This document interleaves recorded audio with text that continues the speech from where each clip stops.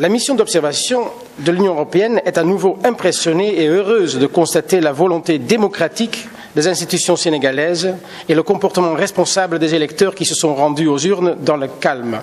L'attitude professionnelle des forces de l'ordre a également contribué à la réussite du scrutin, malgré quelques incidents limités et isolés.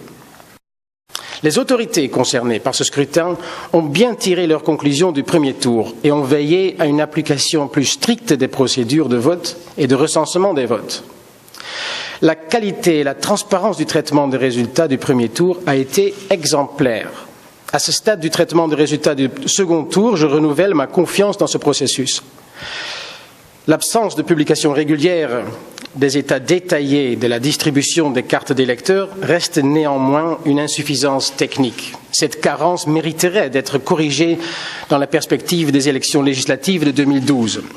La mission déplore que nous avons, le jour du scrutin, directement observé des cas d'achat de cartes d'électeurs. Cette activité illégale a été constatée dans les départements de Kaffrine, Matam, Kanel, Nioro-du-Rip, ainsi que l'achat de bulletins de vote non utilisés dans les départements de Dagana et de Bakel. À Touba Mosquée, nous avons pu observer un rassemblement du Parti démocratique sénégalais. C'était un rassemblement en violation du silence électoral, puisque c'était à la veille du scrutin, le 24 mars. Et la mission y a observé la distribution d'argent à des citoyens par des militants, et cela a eu lieu en présence du ministre des Affaires étrangères.